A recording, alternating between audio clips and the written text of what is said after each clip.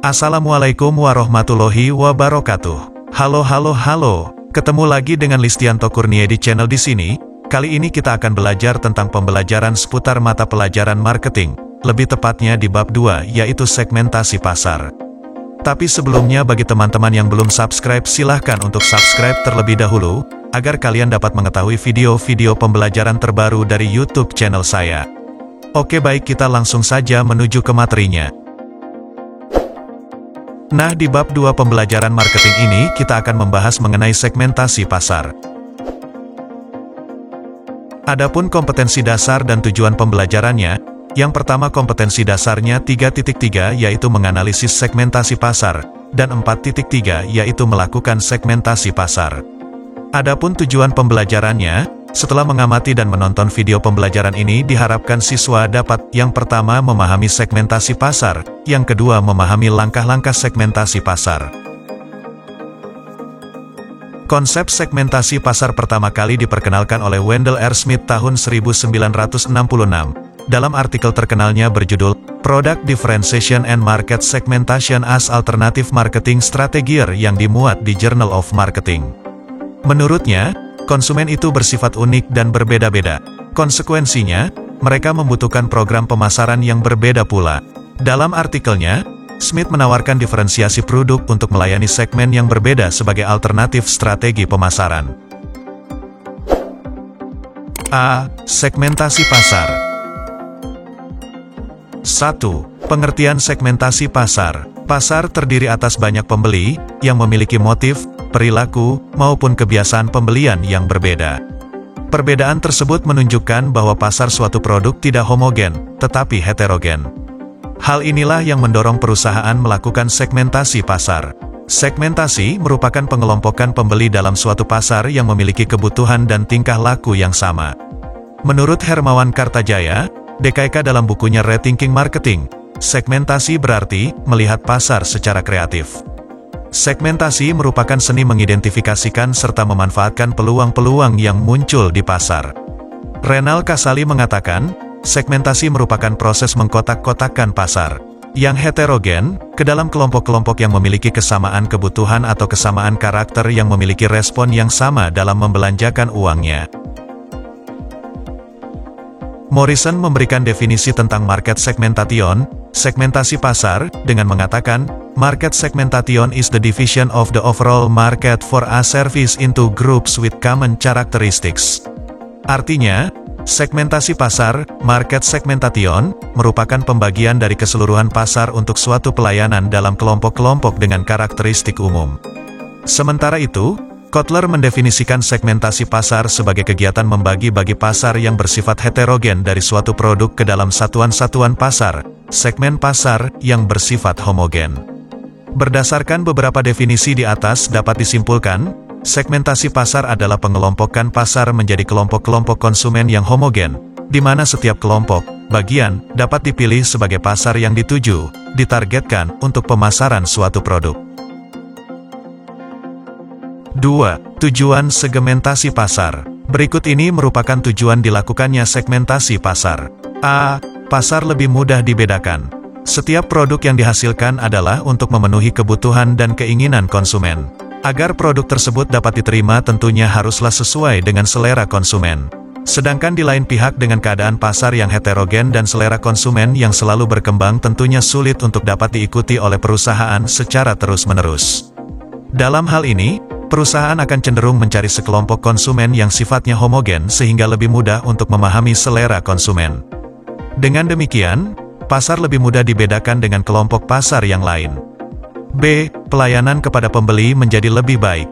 Dalam memenuhi kebutuhannya, konsumen selalu menginginkan 4 hal penting, yaitu kualitas barang yang bagus, harga yang terjangkau, pelayanan yang baik dan memuaskan, serta ketepatan waktu. Dari keempat hal tersebut yang sangat dominan adalah perihal pelayanan. Banyak konsumen lari ke tempat lain karena masalah pelayanan. Harga dan kualitas kadang menjadi nomor 2 dibanding pelayanan. Menyadari hal tersebut, maka segmentasi pasar harus dilakukan agar dapat memberikan pelayanan yang mengarah kepada pasarnya. Pada gambar berikut bentuk pelayanan yang diberikan oleh perusahaan adalah menyediakan tempat parkir yang luas dan gratis. Pelayanan ini juga dimaksudkan untuk menarik perhatian konsumen. C. Strategi pemasaran menjadi lebih mengarah. Mengingat luas dan beragamnya pasar konsumen, maka akan sulit untuk melayani semua konsumen yang sangat heterogen tersebut. Oleh karenanya, dengan melayani konsumen yang sifatnya homogen, maka strategi pemasaran yang direncanakan dapat lebih mengarah dalam menyusun marketing mix yang meliputi perencanaan produk, harga, distribusi, dan promosinya sehingga menjadi lebih tajam.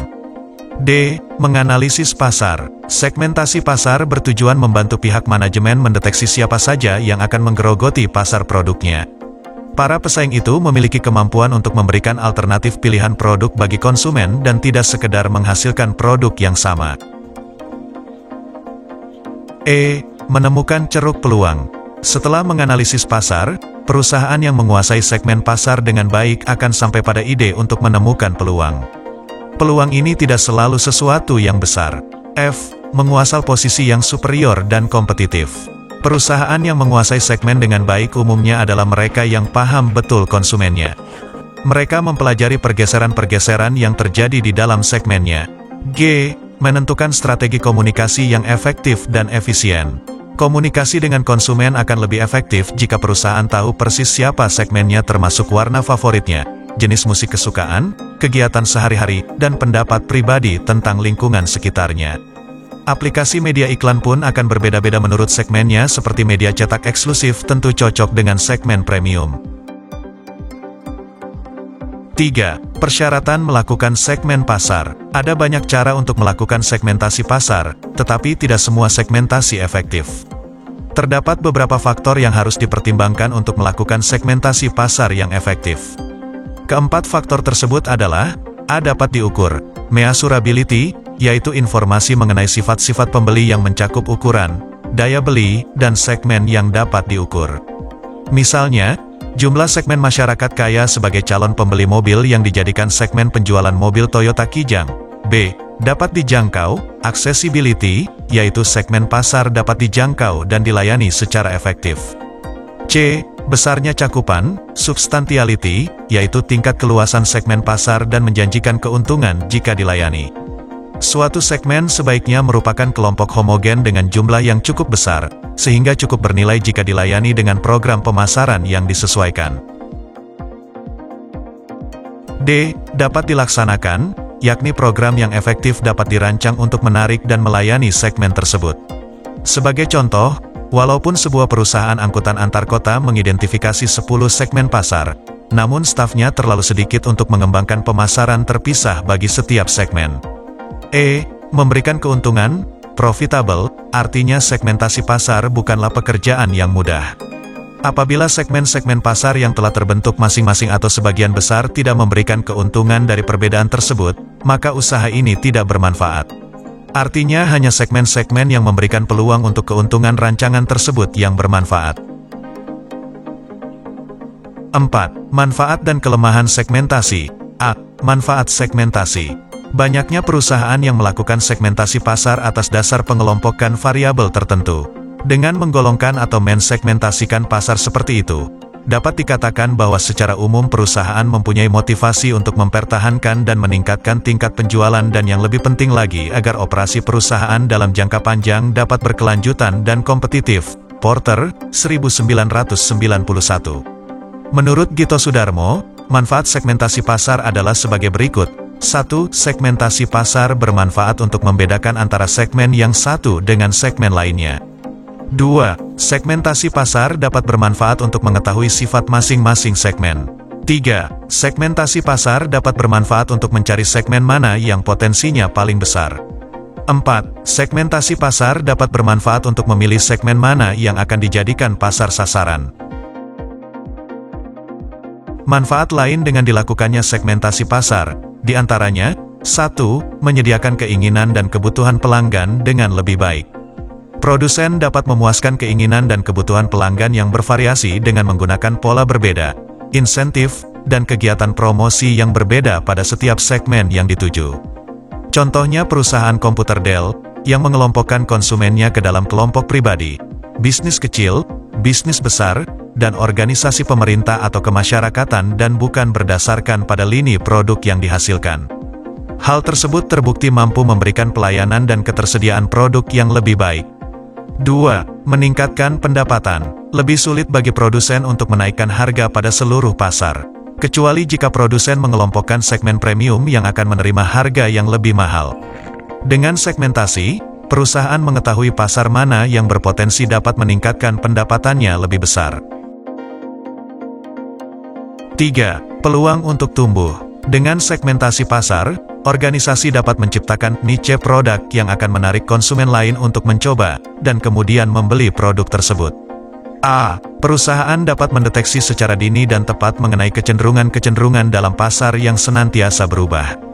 B. Perusahaan dapat mendesain produk yang benar-benar sesuai dengan permintaan pasar. C. Perusahaan dapat menentukan kampanye dan periklanan yang paling efektif.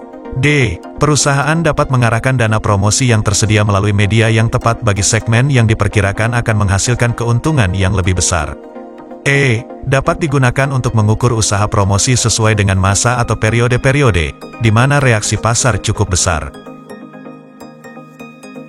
B. Kelemahan segmentasi. Sekalipun tindakan segmentasi memiliki keuntungan dan manfaat, namun segmentasi juga memiliki sejumlah risiko yang sekaligus merupakan kelemahan dari tindakan segmentasi itu sendiri, antara lain.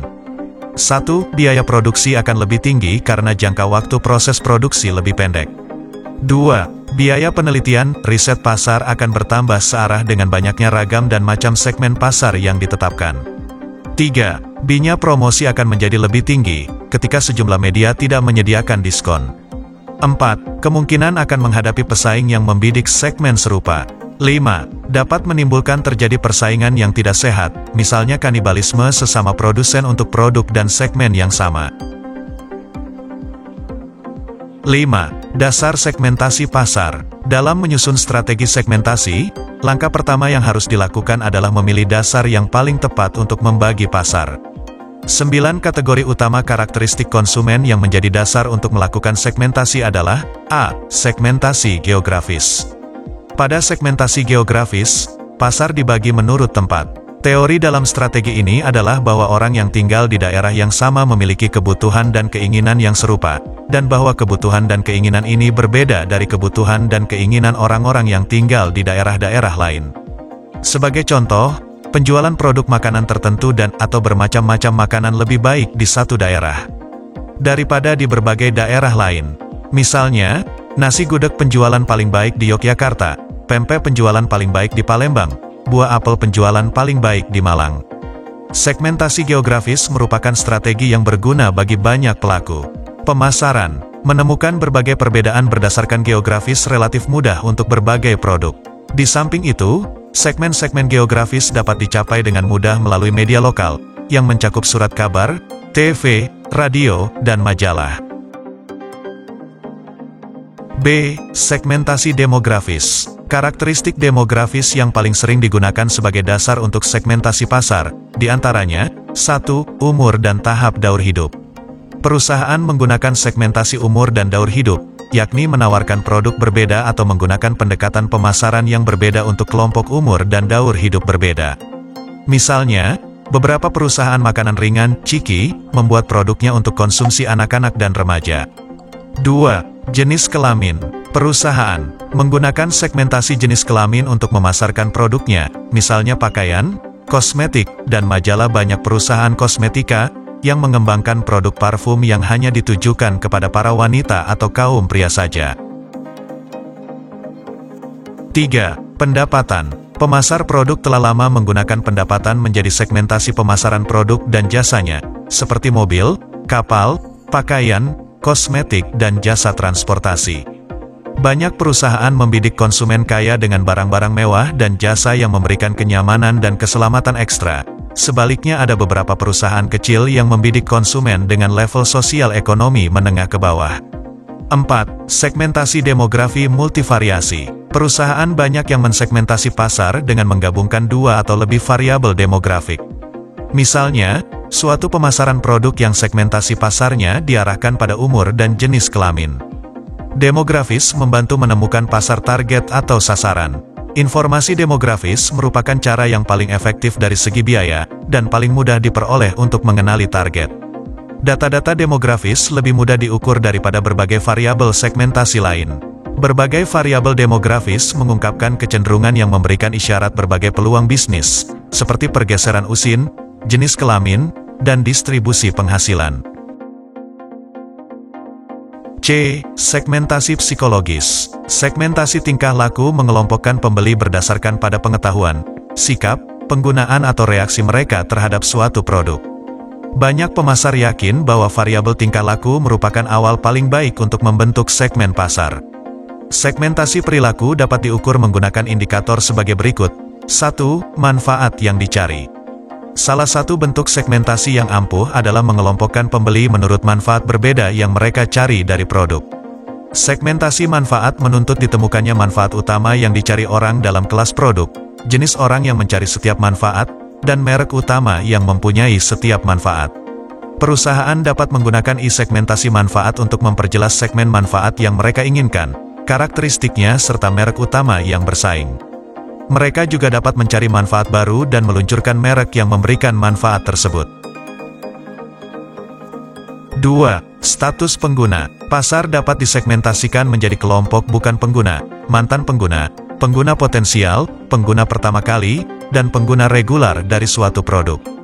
Pengguna potensial dan pengguna regular mungkin memerlukan himbauan pemasaran yang berbeda.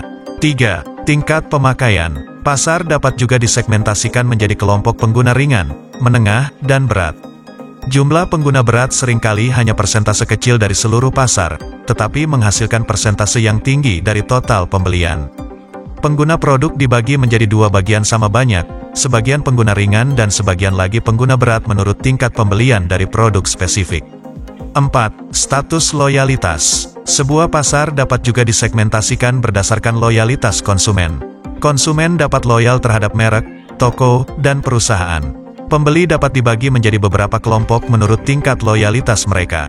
Beberapa konsumen benar-benar loyal, mereka selalu membeli satu macam merek. Kelompok lain, agak loyal, mereka loyal pada dua merek atau lebih dari satu produk atau menyukai satu merek, tetapi kadang-kadang membeli merek lain. Pembeli lain tidak menunjukkan loyalitas pada merek apapun. Mereka mungkin ingin sesuatu yang baru setiap kali atau mereka membeli apapun yang diobral. 5. Kesempatan. Segmentasi kesempatan membagi pasar menjadi kelompok berdasarkan kesempatan ketika pembeli mendapat ide untuk membeli atau menggunakan barang yang dibeli. Pembeli dapat dikelompokkan menurut kesempatan ketika mereka mendapat ide untuk membeli, benar-benar membeli, atau menggunakan barang yang dibeli. Segmentasi kesempatan dapat membantu perusahaan meningkatkan pemakaian produknya. Sebagai misal, Kodak menggunakan segmentasi kesempatan untuk merancang dan memasarkan kamera sekali pakai. Konsumen hanya perlu memotret dan mengembalikan film, kamera, dan semuanya untuk diproses. Dengan menggabungkan lensa, kecepatan film, dan peralatan tambahan yang lain, Kodak mengembangkan kamera versi khusus untuk hampir segala macam kesempatan, dari fotografi bawah air sampai memotret bayi. D. Segmentasi psikografis. Bentuk riset konsumen terapan ini biasa disebut analisis gaya hidup. Profil psikografis salah satu segmen konsumen dapat dianggap sebagai gabungan berbagai kegiatan, activities, minat, interest, dan pendapat, opinions, AIO, konsumen yang dapat diukur. Dalam bentuk yang paling umum, studi psikografis AIO menggunakan serangkaian pernyataan, daftar pernyataan psikografis yang dirancang untuk mengenali berbagai aspek yang relevan mengenai kepribadian, motif membeli, minat, sikap, kepercayaan, dan nilai-nilai konsumen. Pada segmentasi ini, pembeli dibagi menjadi kelompok-kelompok berdasarkan 1. Kelas sosial. Kelas sosial ternyata mempunyai pengaruh kuat pada pemilihan jenis mobil, pakaian, perabot rumah tangga, properti, dan rumah. Pemasar menggunakan variabel kelas sosial sebagai segmentasi pasar mereka. 2. Gaya hidup. Minat manusia dalam berbagai barang dipengaruhi oleh gaya hidupnya, dan barang yang mereka beli mencerminkan gaya hidup tersebut. Atas dasar itu, banyak pemasar atau produsen yang mensegmentasi pasarnya berdasarkan gaya hidup konsumennya. Sebagai misal, banyak produsen pakaian remaja yang mengembangkan desain produknya sesuai dengan selera dan gaya hidup remaja. 3. Kepribadian. Para pemasar juga menggunakan variabel kepribadian untuk mensegmentasi pasar, memberikan kepribadian produk mereka yang berkaitan dengan kepribadian konsumen. Strategi segmentasi pasar yang berhasil berdasarkan pada kepribadian telah dipergunakan untuk produk seperti kosmetik, rokok, dan minuman ringan. Segmentasi sosial budaya.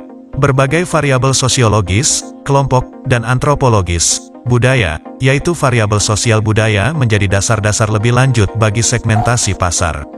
Sebagai contoh, berbagai pasar konsumen telah berhasil dibagi lagi menjadi berbagai segmen berdasarkan tahap dalam siklus kehidupan keluarga, kelas sosial, nilai-nilai budaya inti, keanggotaan subbudaya, dan keanggotaan lintas budaya.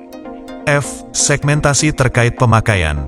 Bentuk segmentasi ini sangat populer efektif dalam menggolongkan dan konsumen menurut karakteristik produk, jasa, atau pemakaian merek, seperti tingkat pemakaian, tingkat kesadaran, dan tingkat kesetiaan terhadap merek.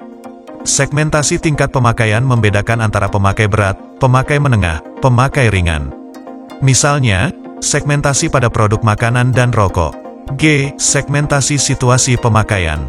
Para pemasar memfokuskan pada situasi pemakaian sebagai variabel segmentasi disebabkan oleh kesempatan atau situasi sering menentukan apa yang akan dibeli atau dikonsumsi para konsumen.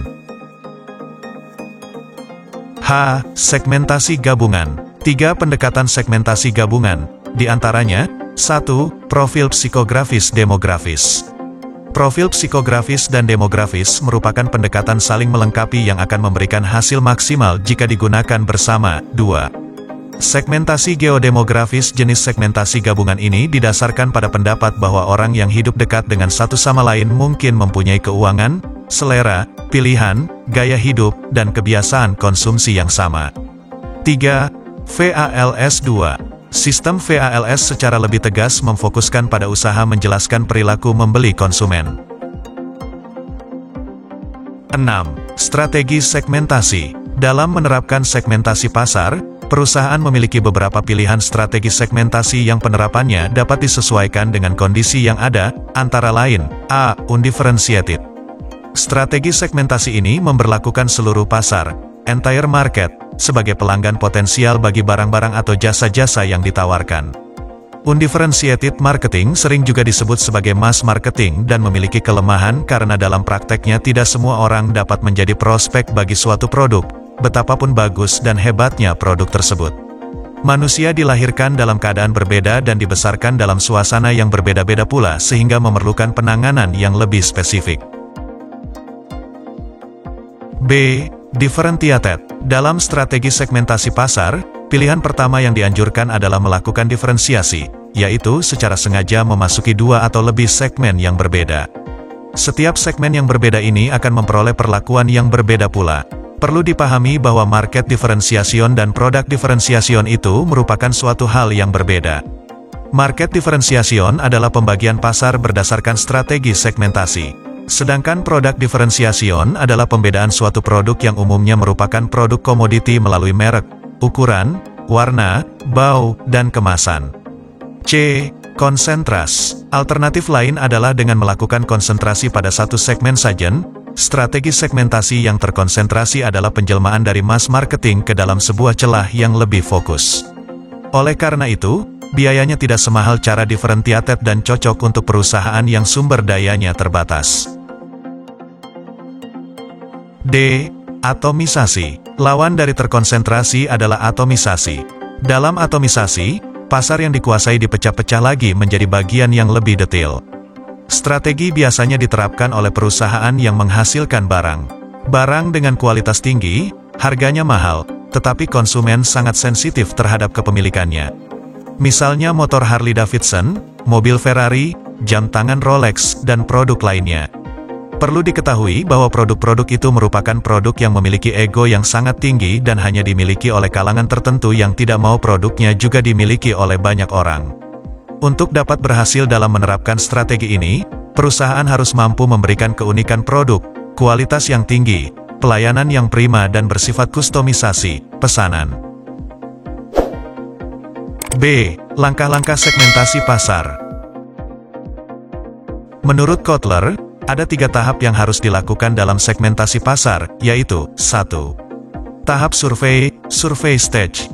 Tahap survei stage, merupakan tahap melakukan eksplorasi, baik melalui focus group discussion atau dengan wawancara terhadap beberapa kelompok konsumen untuk memperoleh keterangan mengenai motivasi, sikap, dan perilaku.